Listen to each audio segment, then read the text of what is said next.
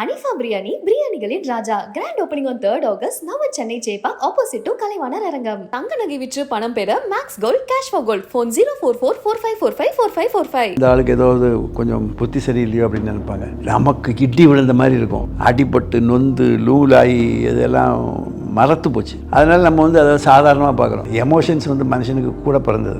எல்லா இடத்துலையுமே நான் உணர்ச்சி வசப்படலை. சாதாரண கதியில் நீங்கள் எல்லாருமே உணர்ச்சி வசப்பட்டிருப்பீங்க. அப்பா இருக்கிற வரைக்கும் பணத்தை பற்றி எந்த கவலையும் கிடையாது. ஏன்னா அப்பா இருக்காரு, அப்பா எது கேட்டாலும் வாங்கி கொடுப்பாரு. எது கேட்டாலும் எங்கள் ரெண்டு அக்காவும் என்னை சப்போர்ட் பண்ணலைன்னா நான் இன்றைக்கி இன்ஜினியராக இருக்க மாட்டேன். இந்த பிரச்சனையே வந்திருக்காது. துன்பங்களை அவங்க சுமந்ததை விட கூடுதல் நான் தான் சுமந்தேன். ஒரு குற்ற உணர்வு மாதிரி தானே கிட்டத்தட்ட. குற்ற உணர்வு இல்லை சார், சித்திரவதை. அது நான் தப்பு பண்ணால் தான் சார் எனக்கு குற்ற உணர்வு வரணும். நான் ஒரு தப்பும் பண்ணலை. சாதாரண மனிதர்களுக்கு கிடைக்கக்கூடிய எந்த இதுவும் எங்களுக்கு கிடையாது.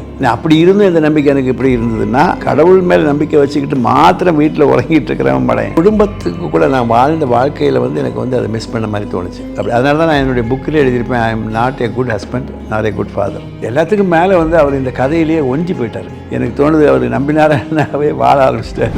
நாகர்கோவிலில் பிறந்து நாசாவையே திரும்பி பார்க்க வைத்த சாதனை தமிழன் இஸ்ரோ விஞ்ஞானி திரு நம்பிநாராயணன் அவர்கள். ஹலோ சார், வணக்கம். வணக்கம் சார். ராக்கெட்ரி படம் பார்த்துட்டு நிறைய பேர் ஆச்சரியப்பட்டாங்க, அழுதாங்க. சரி, என்ன இப்படி ஒரு மனுஷனை நம்ம கொண்டாட தவறிட்டோம்னு படம் முடிஞ்சும் எழுந்து போகாத மனிதர்கள் எத்தனையோ பேர் திரையரங்களை பார்க்க முடிஞ்சுது. ஸோ ராக்கெட்ரி உங்களுக்கு கொடுத்த அனுபவம் எப்படி இருந்தது சார்?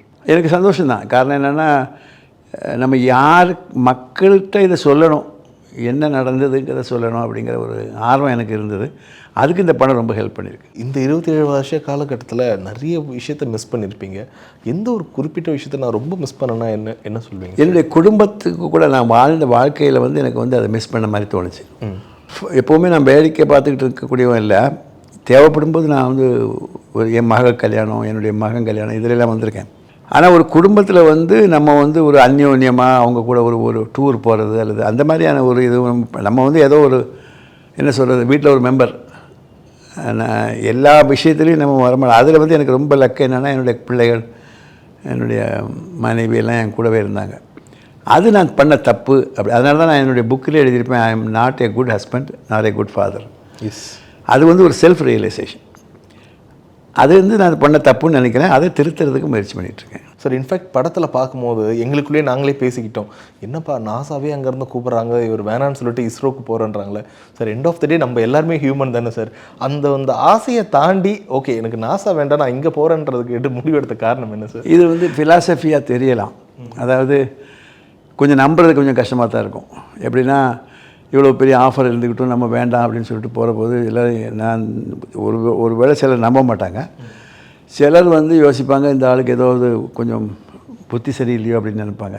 எதுவாக இருந்தாலும் சரி, என்னை பொறுத்த மட்டும் எனக்கு என்ன தோணுச்சுன்னா, ஒரு ஆர்வம், நம்ம நாட்டுக்கு நம்ம இதை பண்ணலாமே அப்படிங்கிற ஒரு ஆர்வம். நீங்கள் சொல்கிறீங்க இல்லையா, அதாவது இப்போ நமக்கு இங்கே 1000 ரூபா சம்பளம் இருக்குது, அங்கே 5000 ரூபா கொடுக்குறான்னு வச்சுக்கிடுங்க. நீங்கள் இந்த 4000 ரூபாயை எக்ஸ்ட்ராவாக இருக்குங்கிறத யோசிக்கிறத விட, இங்கே கிடைக்கிற 1000 ரூபா உங்களுக்கு போதுமானதாக இருக்காங்கிறது தான் கேள்வி.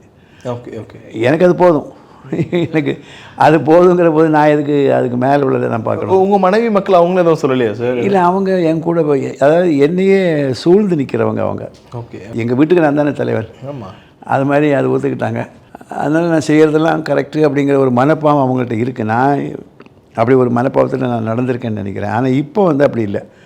இப்போ நான் அவங்கள்ட்டயே கன்சல்ட் பண்ணுறேன், இப்படி செய்யலாமா, இது ஓகேயா, இது உங்களுக்கு ஓகேயா அப்படின்னு கேட்குறேன். ஆனால் என்னை பொறுத்த மட்டும் அவங்க என் கூட ஒத்து வாழ்ந்தவங்க. அதனால அந்த பிரச்சனை எனக்கு வரல. Okay okay. படத்தில் நாங்கள் பார்த்து அப்படியே வியந்து போயிடுவாங்க, என்னப்பா ஒரு சயின்டிஸ்ட்டு ஒரு ராக்கெட்டை எடுத்துகிட்டு இவர் போகிறாரு, லைக் ஜேம்ஸ் பாண்ட் வேலைலாம் பார்க்குறாங்கன்னு சொல்கிறாங்க. ஆனால் நீங்கள் அந்த விஷயம்லாம் ஆட்டோபயோகிராஃபியில் நீங்கள் மென்ஷன் பண்ணலை பெருசாக. அதுக்கான காரணம் என்ன சார்? அதுலேயே மென்ஷன் பண்ணாத நிறைய விஷயம் என்ன இருக்குது. ஓகே, அதையெல்லாம் நம்ம ஆக்சுவலாக அதுதான் அஃபிஷியல் சீக்ரெட்ஸ் ஆக்ட். அதையெல்லாம் சொல்லிகிட்டு இருக்க முடியாது, சொல்ல வேண்டிய தேவையும் இல்லை. சரி சரி. அதாவது நீங்கள் அது எகைன் அது இட் டிபெண்ட்ஸ். இப்போ ஒரு இமேஜின் பண்ணி பாருங்கள், நீங்கள் இந்த பொருளை அங்கேருந்து இங்கே கொண்டு வரணும். இல்லீகலாக இல்லை. அவன் என்ன கேட்குறான், இது கஸ்டம்ஸ் கிளியரன்ஸ் இல்லைன்னா நான் ஒத்துக்க மாட்டேங்கிறான். நம்ம ஆள் நமக்கு டைம் இல்லை. இன்னொரு பக்கம் வேறொரு ஏர்லைன்ஸ் வழியாக கொண்டு வரதா இருந்தால் அதில் உள்ள பிரச்சனைகள். எல்லாத்துக்கும் பேசிக் நமக்கு டைம் இல்லைங்கிறது தான் முக்கியம். டைம் இருந்ததுன்னா எனக்கு அந்த பிரச்சனை ஒன்றுமே கிடையாது. அப்படிப்பட்ட ஒரு சூழ்நிலையில் நீங்கள் உங்களுக்கு தோணக்கூடிய ஒரு மெத்தடில் தான் நீங்கள் பண்ணுவீங்க. ஒன்லி திங் இஸ் அதில் ஒரு பிரச்சனை வந்துடக்கூடாது அப்படிங்கிறது. ஆனால் பிரச்சனை அதில் தான் வந்தது, அது நம்ம ஒன்றும் பண்ண முடியாது, அது வேறு. ஸோ எந்த ஒரு பர்டிகுலர் சீன் பார்க்கும்போது உங்களையும் தாண்டி உங்கள் கதை தான் இருக்குது, எங்களுக்கு வேணால் அது புதுசாக இருக்கலாம், ஆனால் உங்கள் வாழ்க்கையில் நடந்த கதையை நீங்கள் திரையில் பார்க்கும்போது அது புதுசாகவும் இருந்திருக்கும், சில நேரங்களில் இன்னும் எமோஷ்னலாக எங்களை விட உங்களுக்கு அந்த எமோஷனல் பயங்கரமாக கனெக்ட் ஆகிருக்கும். அந்த ஆட்டோவில் இருந்து விழுற scene it was like heart breaking sir. உங்களுக்கு எப்படி சார் அது கனெக்ட் பண்ண சிரிக்கிறீங்களே? இல்லை, ஆட்டோவிலேருந்து விழுந்த சீனை விட என்னை ரொம்ப பாதித்த ஒரு சீன் வந்து என்னென்னா, என் ஒய்ஃப் வந்து கத்திட்டு போவாங்கள்ல, அந்த சீன் வந்து அந்த சீன் அது எப்படி சொல்கிறதுன்னு தெரியாது, பட் அது வந்து ஒரு பெரிய ஒரு பிரச்சனை. அந்த அந்த அந்த சீன் தான் என்னை ரொம்ப பாதித்தது. கடைசி சீனில் வந்து நான் வரும்போது உண்மையிலே எனக்கு வந்து இந்த அழுகை வந்து எனக்கு தெரியாத ஒரு விஷயம். ஓகே, மீறி வந்தது, அது என்னையும் மீறி வந்துருச்சு, அது அடக்க முடியாதது. அது வந்து நம்ம அது எப்படி கண்ட்ரோல் பண்ண முடியாது. எமோஷன்ஸ் வந்து மனுஷனுக்கு கூட பிறந்தது. அப்படி ஒன்று ரெண்டு சீன். ஆனால் எல்லா இடத்துலையுமே வந்து நான் உணர்ச்சி வசப்படலை. சாதாரண கதையில் நீங்கள் எல்லாருமே உணர்ச்சி வசப்பட்டிருப்பீங்க. ஆனால் எனக்கு அது உணர்ச்சி வசப்படாத காரணம் என்னென்னா, அது பல தடவை அனுபவித்து பார்த்து அந்த மரத்து போச்சு. மரத்து போனது தான் கரெக்டான வேர்டு, அது மரத்து போச்சு. பட் ஆனால் மரத்து போனாலும் அந்த அதில் ஏற்பட்ட அந்த வலி வந்து மறந்து போகலை, அது அப்படியே இருக்குது நம்ம மனசில். சில சமயங்களில் நீங்கள் கட்டுக்கிட்டே இருந்தீங்கன்னா கொஞ்சம் கொஞ்சமாக வரும்போது நமக்கு கோபம் வரும், அதுக்கப்புறம் உணர்ச்சி வசப்படுவோம், அப்புறம் என்ன பிலாசபிகள் போயிட்டு போகுது. இப்படி நீங்கள் நவரசங்களும் அதில் வந்துடும். Okay sir. இன்ஃபேக்ட் படத்தில் இன்னும் ஒரு முக்கியமான இடம், அவ்வளோ பிரச்சனைகள் அங்கே எல்லாமே அவ்வளோ சீரியஸாக போயிட்டுருக்கு. நீங்கள் மறைக்கிற அந்த ஒரே ஒரு விஷயம் அது எந்த அளவுக்கு ரெஃப்ளெக்ட் ஆகுது, அவருடைய மகன் இறந்த ஒரு விஷயம் சொல்கிறேன். அந்த முடிவு எடுக்கும்போது உங்கள் மனசு எவ்வளோ கனமாக இருந்தது சார் அந்த காலகட்டத்தில்? ஆக்சுவலாக அது ரொம்ப கஷ்டமான விஷயம். எப்படின்னா, நீங்கள் வந்து ரெண்டு விதமாக ஆலோசித்து பார்க்கணும். அவர் வந்து ஒரு ஷார்ட் டேர்ம் ட்ரைனிங்க்கு வந்திருக்காரு, வந்து இறங்கின 3வது நாளைக்கு இந்த மாதிரி ஒரு துயரமான ஒரு செய்தி வருது. அப்போ எனக்கு அதிர்ச்சி. இப்போ என்ன படின்னு உடனே அவனை அனுப்பணும், இம்மீடியட் ரியாக்ஷன். அடுத்த கொஸ்டின் வருது, இவன் போனால் அங்கே என்ன பண்ண போகிறான்? இவன் போகிறதுக்கு முந்தையே அங்கே எல்லாம் முடிஞ்சிருக்கும். அது 1 வயசு குழந்தை, உண்மையிலே அது அவங்களுக்கு ஒரே குழந்தை. அப்படி இருக்கும்போது அதிர்ச்சி தான், சந்தேகமே கிடையாது. இவன் போனால் அங்கே என்ன பண்ண போகிறான்? 2 நாளைக்கு வருத்தமாக இருக்கும், அதுக்கப்புறம் திருப்பி உடனே வர முடியாதுங்க. அதே சமயத்தில் அவன் அங்கே இருக்கிறதுனால எனக்கு ப்ராஜெக்ட்டுக்கு வந்து லாபம் இருக்குது.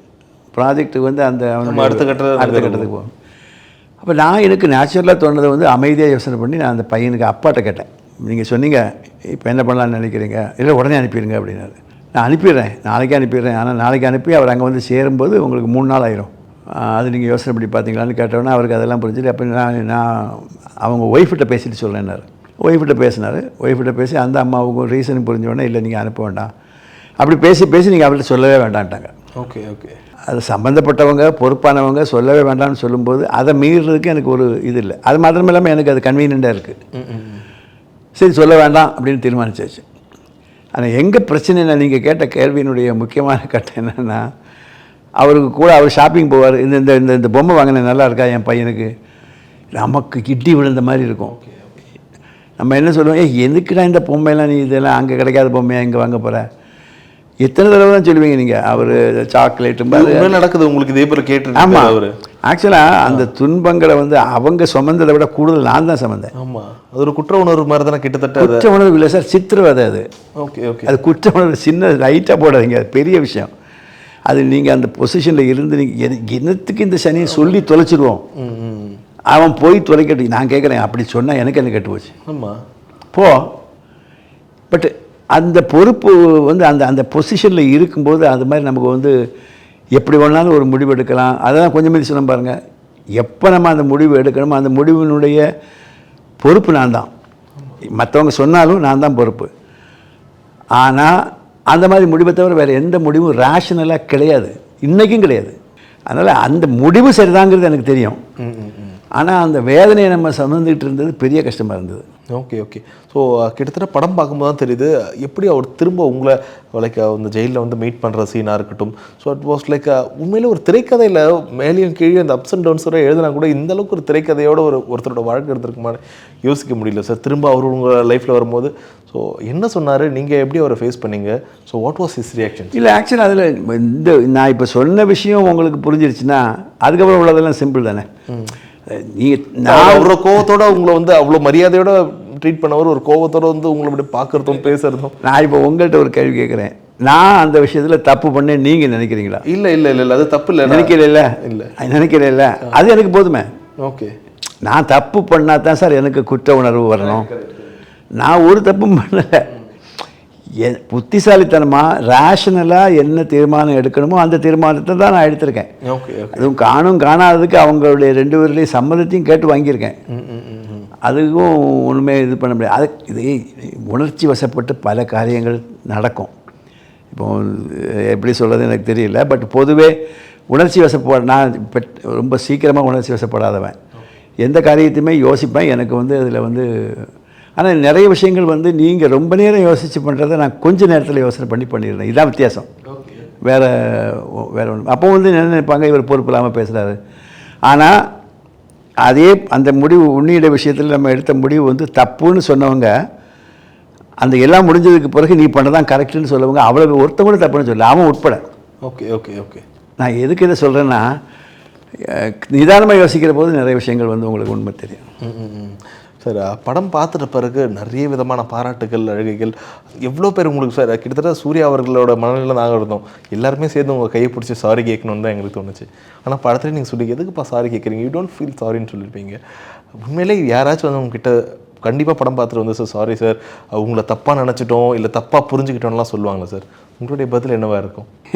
இதுக்கு என்ன பதில் சொல்லணும்னு தெரியல. இன்றைக்கி கூட நீங்கள் வரதுக்கு முந்தி ஒரு பெரிய அரசியல்வாதி அவர் கூப்பிட்டு ரொம்ப ஃபீல் பண்ணி வருத்தம் தெரிவித்தார்.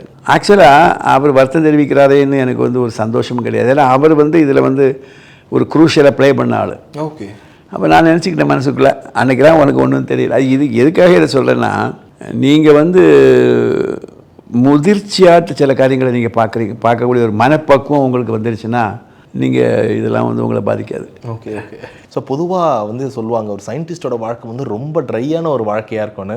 ஆனால் உங்களுடைய வாழ்க்கை வந்து ரியலி ஒரு ஜேம்ஸ் பாண்டோட வாழ்க்கை மாதிரி தான். லைக் மாதவன் சார் கிட்ட கேட்கும்போது எதனால் எவ்வளோ பேர் இருக்கும்போது நம்பிநாராயணன் அவர்கள் வாழ்க்கையை படம் எடுக்கணும்னா, அவர் வந்து நார்மலான ஒரு சயின்டிஸ்டே இல்லை, அவரோட வாழ்க்கையில் இருந்த அந்த ஏற்ற இறக்கங்கள் அவ்வளோ சுவாரஸ்யமாக இருக்கும். அதுதான் முதல் காரணம்னு சொன்னார். இன்ஃபேக்ட் படம் பார்க்கும்போது அது ரொம்ப அழகாக எங்களுக்கு ரிஃப்ளெக்ட் ஆச்சு. உண்மையிலே இந்த ராக்கெட் சைஸ்ன்றது எவ்வளோ ஒரு காம்ப்ளெக்ஸான விஷயம். உங்களுக்கு எப்படி சார் அந்த சின்ன வயசுலேருந்து அதுக்கு மேலே அந்த ஒரு தனி ஆர்வம் அது வந்ததுக்கான காரணம் என்னென்னு தெரிஞ்சுக்கலாமா? இல்லை, ஆக்சுவலாக இது ஒரு காம்ப்ளெக்ஸ் சப்ஜெக்ட்னு நான் நினைக்கல. எப்படின்னா, it all depends how you look at it. Okay. இப்போ நீங்கள் சின்ன ஒரு விஷயம் ஒருத்தர் நீங்கள் இந்த யூடியூப்பில் பார்த்துருக்கலாம், இந்த மீனை பார்த்தா நமக்கு அதிசயமாக இருக்கும், இப்படி வெட்டுறானா அப்படின்னு. நம்ம வெட்ட போனால் கத்தியும் வெட்டாது, ஒன்றும் வெட்டாது. அப்படி உடனே அதை காம்ப்ளெக்ஸ்ன்னு சொல்லிடுறதா? அப்படி கிடையாது. அதாவது உங்களுடைய ஆட்டிடியூட் உங்களுக்கு you will be comfortable in certain areas. I am comfortable in rocket science. Okay. அதில் வந்து எனக்கு வந்து எந்த விதமான ஒரு சந்தேகமும் கிடையாது. அதனால் எனக்கு வந்து அது காம்ப்ளெக்ஸ் டெக்னாலஜியாக தெரியல. ஃபார் தட் மேட்டர் எல்லா ஏரோஸ்பேஸ் இன்ஜினியர்ஸுக்குமே அது வந்து சாதாரண ஒரு விஷயந்தான். வெளியிலேருந்து பார்க்குற போது நம்மளால் முடியாத அல்லது நமக்கு தெரியாத சில சப்ஜெக்ட் வந்து காம்ப்ளெக்ஸாக தெரியலாம். அந்த முறையில் தான் நீங்கள் வந்து இதை காம்ப்ளெக்ஸ்னு சொல்கிறீங்கன்னு நான் நினைக்கிறேன். சார், நீங்கள் ரொம்ப ஈஸியாக சொல்லிட்டீங்க அது காம்ப்ளெக்ஸ் இல்லைன்னு. ஆனால் எங்களுக்கு இப்பவும் பார்க்கும்போது இந்த ராக்கெட் சயின்ஸ்ன்றது காம்ப்ளெக்ஸாக தான் இருக்கும். எனக்கு என்ன கேள்வினா, நீங்கள் அந்த காலகட்டத்தில் பண்ண விஷயங்கள்லாம் it's really way ahead of its time. Even ISRO விஞ்ஞானிகளே உங்களை பார்த்து படத்தை பார்க்கும்போது தான் தெரியுது அவங்க எவ்வளோ வியந்து பார்த்தாங்க உங்களுடைய அடுத்தடுத்த விஷயங்களை.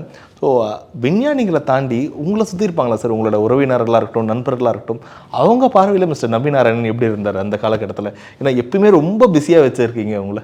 எனக்கு வந்து என்ன தோணுதுன்னா, நீங்கள் செய்கிற காரியம் கரெக்டாக இருக்கா, நீங்கள் செய்கிறது விருப்பப்பட்டு செய்கிறீங்களா, அதில் உங்களுக்கு ஒரு கன்விக்ஷன் இருக்கா? அப்போ கன்விக்ஷனோட நீங்கள் செய்யக்கூடிய ஒரு காரியம் யாரையும் தொந்தரவு பண்ணாத விதத்தில் அது வரக்கூடிய பட்சத்தில் வந்து அதில் திருப்தி வரத்தான் செய்யும். Okay okay sir. How curious mister Madhavan was. ஏன்னா எனக்கு தெரிஞ்சு ஒரு 1000-2000 கேள்வி கேட்டிருப்பாருன்னு நினைக்கிறவங்கள. இது எப்படி நடந்துச்சு சார், அது எப்படி நடந்துச்சு, இதுக்குள்ளே என்ன ஆச்சுன்ற மாதிரி நிறைய விஷயங்கள் உங்களுக்கு கேட்டுட்டு நீங்கள் எப்படி ரியாக்ட் பண்ணீங்க சார் அதுக்கெலாம்? இல்லை, மாதவன் வந்து பேசிக்காக ஒரு இன்ஜினியர், ஏரோஸ்பேஸ் இன்ஜினியரிங் இல்லாட்டாலும் அவர் வந்து ஒரு இன்ஜினியர். அதனால் நாங்கள் எப்போவுமே ஒரு கௌரவமாக சொல்லிக்கிறோம், இன்ஜினியரிங் கிராஜுவேட்ஸ்னால் அவங்க வந்து சூப்பர்மேன் அப்படிங்கிற மாதிரி. அதனால் அவருக்கு வந்து இந்த எல்லா விஷயங்களுமே ஈஸியாக புரிஞ்சிருது. இப்போ இந்த கலாம் அந்த ஆக்சிடெண்ட் வந்து நம்ம ஒருத்தங்கிட்ட எக்ஸ்பிளைன் பண்ணுறோம், இந்த மாதிரி குவார்ட்டர் ஆஃப் அன் அட்மாஸ்ஃபேரிக் ப்ரெஷர் அப்படின்னு சொன்னோடனே அவங்க கேட்பான், அட்மாஸ்ஃபேரிக் ப்ரெஷர் என்ன அப்படின்னா என்னென்னு கேட்பான். நம்ம அவனுக்கு அட்மாஸ்ஃபேரிக் ப்ரெஷர்னால் 14.7 psi இப்படி வந்துக்கிட்டே இருக்கும். கடைசி நேரம்னா நமக்கு அழுத்து போவோம், உனக்கு ஒன்றும் புரியாது, நீ விட்டுருணும். இவர் அப்படி கிடையாது. இவர்கிட்ட வந்து நம்ம சொல்ல ஆரம்பித்த உடனே ஸ்ட்ரைட்டாகவே he understood what is quarter of an atmospheric pressure. அது வந்து ரொம்ப சுலபமாக இருந்தது. அந்த விஷயத்தில் வந்து டெக்னாலஜி வந்து அவர்கிட்ட கம்யூனிகேட் பண்ணுறது ஈஸியாக இருந்தது. ஆனால் த்ரெட் பையர் அவர் வந்து எல்லாமே ஒன்று ரெண்டு விஷயங்களை தவிர, இப்போ இன்ஸ்டபிலிட்டியினுடைய ஈக்குவேஷன்ஸை தவிர மற்றபடி உள்ள விஷயங்கள்லாம் அவர் வந்து ஓரளவுக்கு அதை அப்சார்வ் பண்ணார். அது நமக்கு சொல்லி பேசி அது வந்து புரியலைன்னா இன்றைக்கி போயிட்டு நாளைக்கு வந்து திரும்பியும் கேட்பார். ஓகே, அப்படி ஒரு டெண்டன்சி அவருக்கு. எல்லாத்துக்கும் மேலே வந்து அவர் இந்த கதையிலேயே ஒஞ்சி போயிட்டார். எனக்கு தோணுது அவர் நம்பினாராவே வாழ ஆரம்பிச்சிட்டாரு. Exactly sir. ஆமாம், என்னெல்லாம் நம்ம பண்ணுறனோ அதெல்லாம் எனக்கு தெரியாமல் என்ன அப்சர்வ் பண்ணியிருக்காரு. உங்களுக்கு எப்படி இருந்துச்சு முதல் முறையாக கிட்டத்தட்ட உங்களை போலேயே அந்த முடி முதற்கொண்டு எல்லாமே பண்ணி உங்கள் ஆப்போசிட்டில் இன்னொரு நம்பியாக வந்து அவர் நிற்கும் போது ஹவ் வாஸ் யுவர் ரியாக்ஷன்? நான் இது வந்து இந்த கேஸெல்லாம் ஆரம்பிக்கிறதுக்கு முன்னால் என்னுடைய மனோபாவங்களும் ஆக்டிவிட்டி என்னுடைய ஒரு ஆட்டிடியூடெல்லாம் ஒன்று. அதுக்கப்புறம் வந்து ஒரு 27 வருஷம் வந்து அடிபட்டு நொந்து லூலாகி இதெல்லாம் மறத்து போச்சு. அதனால் நம்ம வந்து அதை சாதாரணமாக பார்க்குறோம், ஓகே அப்படின்னு. அது உண்மையிலே வந்து அதுக்கப்புறம் வந்து உங்களை மாதிரி உள்ளவங்கெல்லாம் பார்த்துட்டு என்ன ஒன்னே மாதிரி இருக்குது, நீ பேசுகிற மாதிரியே அவர் பேசுகிறாரு அப்படின்னு சொல்லி வரும்போது நம்ம அதை சிரத்திக்க ஆரம்பிக்கிறோம். பட் தெரியுது, நல்லா தெரியுது நம்மளை. அதாவது இப்போ என்ன நானே ஸ்க்ரீனில் பார்க்குற போது ஏற்படக்கூடிய உணர்வு அதில் அது வரத்தான் செய்யுது. சார், மனிதர்களில் 2 விதமான மனிதர்களை பார்க்க முடியும். ஒருத்தர் வந்து நீங்கள் தப்பு பண்ணிக்கிட்டீங்கன்னா அதை ஒத்துக்க மனப்பாடமாக இருக்கும், இல்லை அதை மறைச்சிக்கிட்டே இருப்பாங்க. இன்னொன்று வந்து நான் தப்பு பண்ணனா பண்ணலையான்னு எனக்கு தெரியும், மற்றவங்க எப்படி நினச்சா எனக்கு கவலை இல்லைன்னு. ஆனால் நீங்கள் வந்து நான் தப்பு பண்ணலன்றது ரொம்ப ஆணித்தரமாக இருந்தீங்க. அதை மற்றவங்களும் நம்பணும். ஏன்னா அது இன்வால்வ்ஸ் நிறைய விஷயங்கள் இன்வால்வ் ஆகிருக்கு. எதனால் நீங்கள் அவ்வளோ ஒரு ஆணித்தரமாக இருந்தீங்க? அதுக்கான காரணம் சொல்ல முடியுமா சார்? அது ரொம்ப சிம்பிள். இப்போ நீங்கள் காம்ப்ளிகேட்டட் கொஸ்டினே இல்லை இது. இப்போ உங்களுடைய மனசாட்சிக்கு உங்களுக்கு வந்து நீங்கள் செய்யக்கூடிய காரியம் நம்பிக்கை இருக்குது, கன்விக்ஷன். அதாவது கன்விக்ஷன் தான் கரெக்ட் வேர்டு. அதுக்கப்புறம் அதில் தப்புங்கிற பிரச்சனையே கிடையாது. ஓகே, அதாவது நீங்கள் யோசனை பண்ணி முடிவெடுத்த ஒரு விஷயம் இயற்கையாக. இப்போ கண்ணில் வந்து ஒருத்தன் வந்து ஒரு தண்ணியை தெளிக்கிறான் அல்லது ஒரு மண்ணை வருதுன்னா நீங்கள் ஆட்டோமேட்டிக்காக கை போய் அதை மூடுறதுக்கு பார்க்கறதில்ல. அந்த மாதிரி வந்து இது ஒரு இயற்கையான ஒரு அனிச்ச செயல். நமக்கு என்ன சந்தேகம் இருக்குது, நம்ம பண்ணுறது கரெக்டு அப்படிங்கிற மாதிரி தான் இது இருக்குமே தவிர அதில் எனக்கு சந்தேகங்கள்லாம் ஒன்றும் கிடையாது. உங்களுக்கு எந்த காலகட்டத்திலேயாச்சும் சரிப்பா யார் என்ன சொன்னால் என்னப்பா எனக்கு தெரியும் நான் எந்த தப்பும் பண்ணலைன்னு, என்னை சுற்றி இருக்கவங்களுக்கு தெரியும் நான் என்ன தப்பு பண்ணலைன்னு, நான் எதுக்காக போராடணும், நான் இவ்வளோ கஷ்டப்படுறேன் ஆனால் அதுக்கான பலன் கிடைக்க மாட்டேதுன்னு எனக்காச்சும் சோர்ந்து போயிருக்கீங்களா சார் நீங்கள் இந்த மீன்வேல் இந்த 27 வருஷ போராட்டத்தில்? என்னுடைய வாழ்க்கையிலேயே ரொம்ப சுகமான ஒரு கட்டம் வந்து என்னுடைய அப்பா இறந்தது. ஓகே, நாங்கள் வந்து காலேஜில் வந்து படிக்கிறேன். ஜூன் மாதம் ஜூலையில் ஜாயின் பண்ணுறேன். ஆகஸ்ட், செப்டம்பர், அக்டோபர், நவம்பரில் அப்பா இறந்து போகிறாரு. 4 மாதத்தில். அப்பா இருக்கிற வரைக்கும் இருந்த நம்பினாராயணன் ஒன்று, அதுக்கப்புறம் இருந்த ஆள் வேறு. அது அப்பா இருக்கிற வரைக்கும் பணத்தை பற்றி எந்த கவலையும் கிடையாது. ஏன்னா அப்பா இருக்கார், அப்பா எது கேட்டாலும் வாங்கி கொடுப்பாரு, எது கேட்டாலும். அப்படிப்பட்ட ஒரு சூழ்நிலையில் வளர்ந்த எனக்கு முதல்ல தெரியுது ஒரு கசப்பான விஷயம். எங்கள் அப்பா நம்ம நினச்ச அளவுக்கு பெரிய பணக்காரர் இல்லை, அது என்னவோ வண்டி பல விஷயங்களாக இது இருக்குன்னு. அப்போ ஒரு சடன் சேஞ்ச். அப்போ எனக்கு வந்து கை கொடுத்தது வந்து என்னுடைய 2 சிஸ்டர்ஸ். ஓகே, மற்றவங்கெல்லாம் ஒவ்வொருத்தரும் அப்பா பிஸ்னஸ் நீ பாரு, நீ படிக்காட்டா என்ன கெட்டு போச்சு, படித்தவன்லாம் என்ன பண்ணிட்டான், இப்படிலாம் சொல்லிகிட்டு இருக்கும்போது என்னுடைய 2 சகோதரிகள் வந்து என்ன சொன்னாங்க, நீ படித்து தான் ஆகணும், உனக்கு படிக்க இன்ட்ரெஸ்ட் இருக்குல்ல நீ படி. அப்படி தான் என்னுடைய இன்ஜினியரிங் இதை நான் கண்டினியூ பண்ணேன். அது ஒருவேளை அப்படி இல்லைன்னா எங்கள் 2 அக்காவும் என்னை வந்து சப்போர்ட் பண்ணலைன்னா நான் இன்றைக்கி இன்ஜினியராக இருக்க மாட்டேன், இந்த பிரச்சனையே வந்திருக்காது. அது ஒரு பக்கம். ஸோ அதனால் வந்து நமக்கு சரின்னு தோன்றதை வந்து நம்ம செய்கிறதுல வந்து எந்த விதமான தயக்கமும் எனக்கு இருந்ததில்லை. ஆனால் நீங்கள் சொல்கிற அந்த கண்ணோட்டத்தில் இல்லை. எப்படின்னா நான் செய்கிறது தான் கரெக்டு, நீ கேட்டாகணும் அப்படிங்கிறது அகங்காரம். ஓகே, அது எனக்கு ஒரு நாளும் கிடையாது. பசிச்சா சாப்பிடணும், இது ஆப்வியஸ். இதில் வந்து நீங்கள் யார்டையும் போய் கேட்டுட்ருப்பீங்களா, படித்தா சாப்பிடலாமான்னு கேட்டுட்ருப்பீங்களா? அப்போ நீ சொல்லி சாப்பிடப்பா, இல்லை சார் நான் சாப்பிடப்பா அப்படின்னு நம்ம போய் வற்புறுத்தி சாப்பிட வைக்க போது என்ன சொல்கிறோம்னா, நீ உனக்கு பசிக்குது, நீ போய் சாப்பிட்டு இந்த டைமுக்கு வந்து சாப்பிடணும்னு சொல்லி அனுப்புகிறோம். இந்த மாதிரி தான் நான் எல்லா காரியங்களையும் பண்ணியிருக்கேன். Okay sir. இப்போது படத்தில் பார்க்கும்போது எங்களுக்கு லைக் ரொம்ப பரிச்சயமான முகங்கள் நிறைய பேர் இருந்தாங்க. ஸோ அதில் பார்க்கும்போது கலாம் சாரோட பேர் வரும்போது தேட்டரில் நிறைய ஒரு அப்ளாஸ் கிடைச்சிது. ஏன்னா எல்லாருக்குமே ரொம்ப பரிச்சயமான ஒரு பேர் அப்துல் கலாம்ன்றவர். உங்களுடைய புத்தகத்தில் மென்ஷன் பண்ணி இது ரொம்ப லைக் புத்தகத்தை படித்தவங்க கண்டிப்பாக அதை ரெஃப்ளெக்ட் பண்ணியிருப்பாங்கன்னு நினைக்கிறேன். போலீஸ் ஸ்டேஷனில் ஒரு இன்வெஸ்டிகேஷன் நடக்குது, அவங்க உங்களை சொல்கிறாங்க ஏதாச்சும் ஒரு முஸ்லீம் பேர் சொல்லுன்னும் போது நீங்கள் அவ்வளோ தைரியமாக சொல்கிறீங்க உள்ள அப்துல் கலாம்னு போட்டுக்கணும். ஸோ அவங்க திரும்ப உங்களை அடிக்கிறாங்க.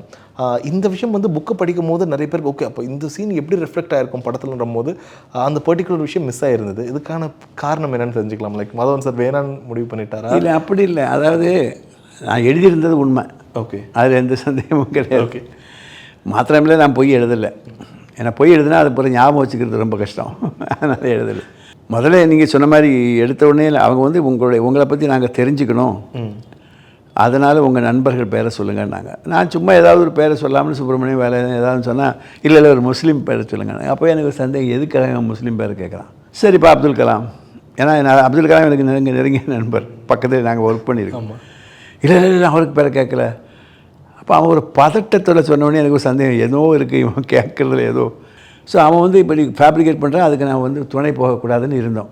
இந்த கருத்தை வந்து இதுன்னு மாத்திரம் இல்லை, இது மாதிரி வேறையும் நிறைய கருத்துக்கள் இருக்குது. இந்த கருத்துக்களை வந்து நான் புக்கில் எழுதும்போது எனக்கு எந்த விதமான ஒரு 2 நினைப்பும் கிடையாது. ஒரே உண்மையாக எழுதுகிறோம், அவ்வளோதான். ஓகே, சாதாரண ஆங்கிளில் நீங்கள் பார்த்தீங்கன்னா அதில் ஒன்றுமே கிடையாது. ஆமாம். ஆனால் அதே இதை கொஞ்சம் ட்விஸ்ட் பண்ணி பாருங்கள். ஓ இவங்க ஆட்சியில் இருக்காங்க, இவங்க இப்படி பண்ணாங்க, அவங்க இப்படி, அது மாதிரிலாம் வரும். அது வேண்டாம் அப்படிங்கிறதுனால அந்த இடத்துல இருந்து அவர் அந்த சீன் வேண்டாம். நான் வந்து நீ வைக்கணும்னு சொல்லலை, வைக்காண்டான்னு சொல்லலை. மாத்திரமில்லை, நிறைய நுணுக்கமான விஷயங்கள் வந்து அதில் வரும்போது அந்த படத்தினுடைய நீளம் கூட்டிகிட்டே போகுது. Okay, okay. ஆக்சுவலாக இந்த படம் வந்து 2.5 மணி நேரம், நாங்கள் மினிமம் வச்சு ஷூட் பண்ணது 4 மணி நேரம் வருது. 4 மணி நேரம் நான் சொன்னேன் இப்போ தேப்பரில் இருக்கிறவன் உறங்கிடுவான் அப்படின்னு சொல்லி கட் பண்ணி நிறைய நல்ல சீன்லாம். உதாரணமாக இந்த சுப்ரீம் கோர்ட்டில் லாஸ்ட் சீன், அந்த கோர்ட் சீனே இல்லை, கம்ப்ளீட் எல்லாத்தையும் தூக்கிட்டோம். Okay, okay, okay. சுப்ரீம் கோர்ட்டில் வந்து கடைசி சீனில் வந்து நான் வந்து ரொம்ப உணர்ச்சி பூர்வமாக ஒரு ஆர்கியூமெண்ட் பண்ணிட்டுருப்பேன். நானே பண்ணது, அது நடந்த விஷயம். சரி. அப்போ வந்து இந்த என்டையர் கோர்ட்டே வந்து பின் ட்ராப் சைலன்ஸாக இருக்கும். அப்படியே ஒரு என்ன சொல்கிறது, ஒரு சத்தம் கூட கேட்காது. அப்படிப்பட்ட ஒரு இதில் இருந்து நம்ம பேசுகிறோம், எல்லோரும் கேட்குறாங்க. ரொம்ப நல்லா இந்த சீன் நல்லா வந்துருந்தது. அப்போ எனக்கு சந்தோஷமாக இருந்தது. சரி, இந்த சீனில் தான் நம்ம வந்து அப்புறம் பார்த்தா அதை காமிக்கணும்னா அதுக்கு முந்தின கோர்ட் சீனெல்லாம் காமிச்சு அப்படின்னா அந்த படத்தினுடைய நீளம் இன்னொரு 1/2 மணி நேரமாவது போகுது. Okay, okay, okay. அப்போ அது அக்செப்டபிள் இல்லை. ஏன்னா 2 மணி நேரம் 10 நிமிஷம்னு பேசி கடைசி, அதனால் அந்த இது வந்து எல்லாமே வெட்ட வேண்டியதாக போச்சு. அது மாதிரி என்னுடைய சகோதரிகளுக்கும் எனக்கும் நடந்த தர்க்கங்கள் வந்து இதில் வந்து நீ வந்து நாங்கள் ஹெல்ப் பண்ணுறோம், நீ படின்னு சொல்கிறதெல்லாம் வந்து உண்மையிலே ஒரு சோஷியல் ட்ராமா அது. Okay, okay. சம்பாதிக்கிறதுக்கு வேறு ஆள் இல்லை, அவங்களும் பெரிய பணக்காரங்க கிடையாது, ஆனாலும் நீ படின்னு சொல்கிறாங்க. அப்படிப்பட்ட ஒரு இதெல்லாம் வந்து நீங்கள் பார்க்குற போது வந்து ரொம்ப நல்லாயிருக்கும். அது அந்த சீன் பார்க்கறதுக்கு நல்லாயிருக்கும். அதெல்லாம் வெட்டு சார், பொதுவாக நம்மளே நினைப்போம் சார், ஒரு பிரச்சனை வந்து எவ்வளோ வருஷம் இழுக்குதோ நிறைய உண்மையான தகவல்கள் திருடப்படலாம், இல்லை கலைக்கப்படலாம். உங்களுக்கு அந்த ஒரு மனசில் அந்த ஒரு சின்ன பயம் இருக்குமா சார்?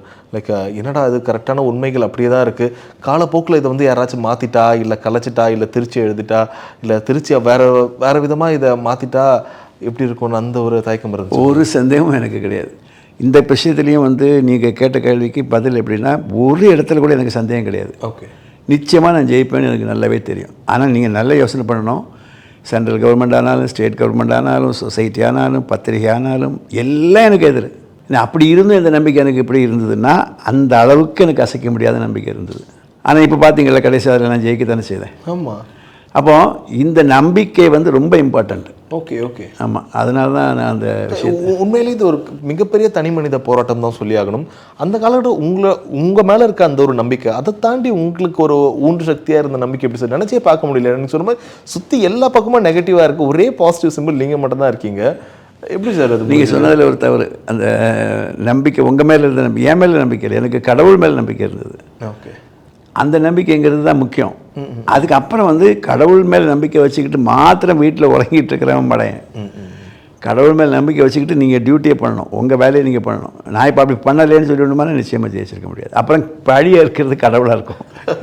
கடவுள் ஒன்றுமே பண்ணலேன்னு சொல்லி அப்படி கிடையாது சார். நம்முடைய டியூட்டின்னு இருக்குல்ல, நம்ம அது பண்ணி ஆகணும். ஸோ இன்ஃபேக்ட் படத்தில் பார்க்கும்போது கூட எந்த ஒரு விஷயம் இருந்தாலும் நீங்கள் it's way ahead of time. 10 வருஷத்துக்கு அப்புறம் வந்தாலும் வரட்டும், இப்போ நம்ம அதுக்கான விதையை போடுறதா இருக்கணும்ல. உங்களோட எண்ணங்கள்லாம் எப்படி சார் இருக்கும்? இப்போ ஆரம்பித்தா ஒரு 10 வருஷத்துக்கு அப்புறம் நடக்கட்டும், அது 20 வருஷத்துக்கு அப்புறம் நடக்கட்டும், ஆனால் அதை இப்போ ஸ்டார்ட் பண்ணி வைக்கலாமேன்ற மாதிரி இருக்கும்ல. என்னென்ன கனவுகள் உங்களுக்கு அந்த காலகட்டத்தில் இருந்தது? இப்போ ஃபீல் பண்ணுறீங்களா, ஓகே அப்போவே இது ஆரம்பிச்சிருந்தா இந்நேரத்துக்கு அதுக்கு ஒரு முடிவு கிடச்சிருக்குமே, இல்லை நம்ம மற்றவங்களுக்கு முன்னோடியாக இருந்திருப்போன்ற மாதிரி? சார் அப்படி எல்லா விஷயத்துலையுமே உண்டு. நீங்கள் ராக்கெட்டோ கிரையோஜெனிக்கை பற்றி மாத்திரம் இல்லை. இப்போ நீங்கள் வந்து நீங்கள் வந்து ஒரு ஆங்கராக இருக்கீங்க, இந்த வேலை வந்து உங்களுக்கு பிடிச்சிருக்கா பிடிக்கலன்னு எனக்கு தெரியாது. ஆனால் நீங்கள் வந்து ஒரு முடிவெடுத்து இந்த வேலைக்கு வந்திருக்கீங்க. இதை வந்து நீங்கள் வந்து இப்போ யோசிக்கலாம், இந்த வேலைக்கு நான் வராமல் இருந்திருந்தால், நான் வேறு ஒரு மாதிரி முடிவு எடுத்திருந்தால், நான் அந்த மாதிரி, அதெல்லாம் கற்பனைகள். Okay okay okay. உங்கள் முன்னால் என்ன இருக்குது அப்படிங்கிறது தான் நீங்கள் தீர்மானிக்க வேண்டிய ஒரு விஷயம். அது ஒன்று. என் முன்னால் வந்து இருக்கக்கூடிய ஒரு இது வந்து என்னென்னா, என்னுடைய வேலை வந்து ராக்கெட்ரி, அதில் ஈடுபாடு எனக்கு இருந்ததுங்கிறது ஒரு உண்மையான ஒரு விஷயம். ஈடுபாடோடு உள்ள ஒரு விஷயத்தில் வந்து நீங்கள் அவுட் ஷைன் பண்ணுறது ஈஸி. அப்படி இந்த ஷார்ட்கட் எடுக்கிறதுக்கு சில ஐடியாஸ் வரும். அவங்க இப்போ உதாரணமாக ஒரு ராக்கெட்டை வந்து ஹை ஆல்டிடியூட் டெஸ்ட் பண்ணணும், அதை வெளியில் உள்ள கண்டிஷன்ஸ் வந்து ஹை ஆல்டிடியூடில் எப்படி இருக்குமோ அதை மாதிரி நம்மளும் டெஸ்ட் பண்ணணும்னு ஒரு நியமம் இருக்குது. அதுக்கு ஸ்கிப் பண்ணால் என்ன, அதுக்கு வந்து கிட்டத்தட்ட 300 கோடி செலவாகும், 3 வருஷம் சமயம் இருக்கும். அதை வந்து கட் பண்ணால் என்ன அப்படின்னு சொல்லணும். அதுக்கு ஒரு வழி கண்டுபிடிக்கிறது, அதுக்கு ஒத்துக்கிடாதவங்க இருப்பாங்க. இப்படிலாம் வரும்போது சப்போஸிங் பை சான்ஸ் நம்ம அதை செஞ்சு அதில் சக்ஸஸ் ஆகிட்டோம்னு வைங்க, உங்களுக்கு ஒரு கான்ஃபிடென்ஸ் வந்துடும். கண்டிப்பாக. அப்படி பல ஷார்ட்கட் வந்து இதில் எடுத்துருக்கோம் நாங்கள். அது கேம்பிள்னு நான் சொல்ல மாட்டேன். அந்த ஷார்ட்கட் பேஸ்ட் ஆன் ரீசனிங், அந்த ரீசனிங்னால் வந்த லாபம், அந்த லாபத்தினுடைய விளைவு தான் உங்களுடைய காஸ்ட் வந்து இன்றைக்கி லோவாக இருக்கிறதுக்கு காரணம். இல்லாமல் நீங்கள் எல்லாத்துலேயுமே நீங்கள் இன்வெஸ்ட் பண்ணியிருந்தீங்கன்னா உங்கள் காசு அவங்க காசு ஒன்றா தான் இருந்திருக்கும்.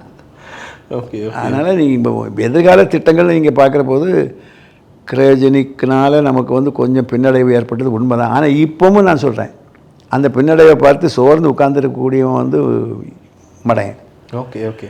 அடுத்தால என்ன பண்ணலாம், அடுத்தால என்ன பண்ணால் நீ வந்து முன்னே போக முடியும் அப்படின்னு நீங்கள் திட்டம் போடணும். முடியும், உங்களால் கண்டிப்பாக முடியும். Okay okay. பட் அதுக்கு தேவையானது இப்போ நம்முடைய கொள்கையில் சில மாற்றங்கள் வேணும், நம்முடைய பிரின்சிபிள்ஸில் கொஞ்சம் மாற்றங்கள் இருந்தால் கண்டிப்பாக முடியும்.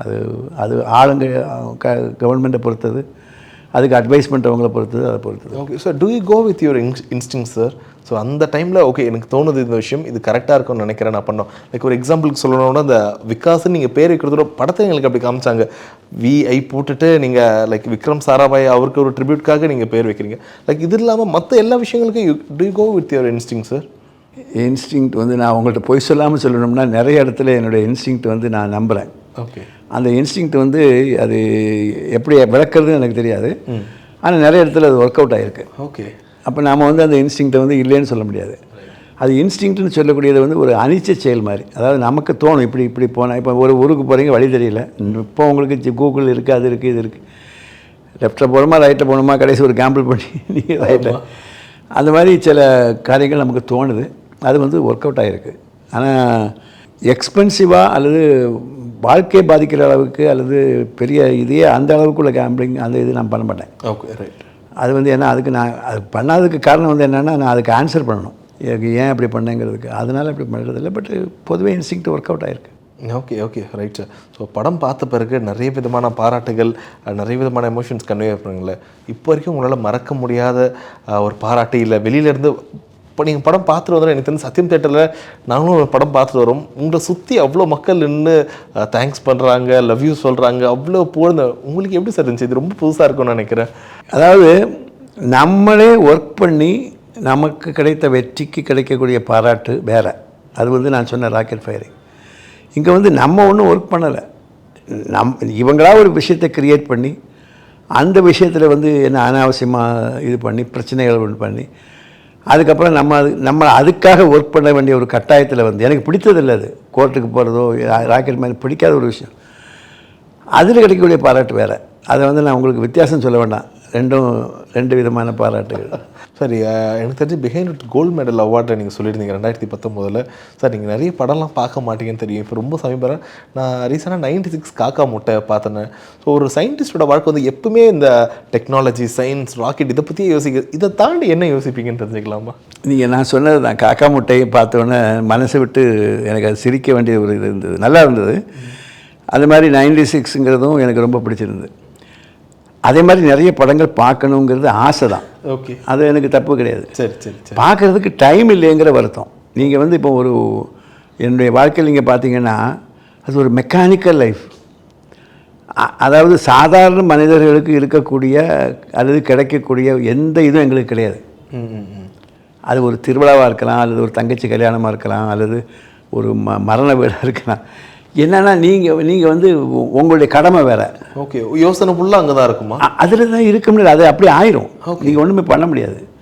இல்லை, நீங்கள் அது வேண்டான்னு வைக்கலாம், சில காம்ப்ரமைசஸ் பண்ணலாம், சில முக்கியமான விஷயங்களை நீங்கள் காம்ப்ரமைஸ் பண்ணலாம். நீங்கள் வந்து you are made to do certain things. Right right right. சரி, நீங்கள் செய்கிற வேலையை செஞ்சதுக்கு பிறகு உங்களுக்கு திருப்தியாக இருக்கணும்ல.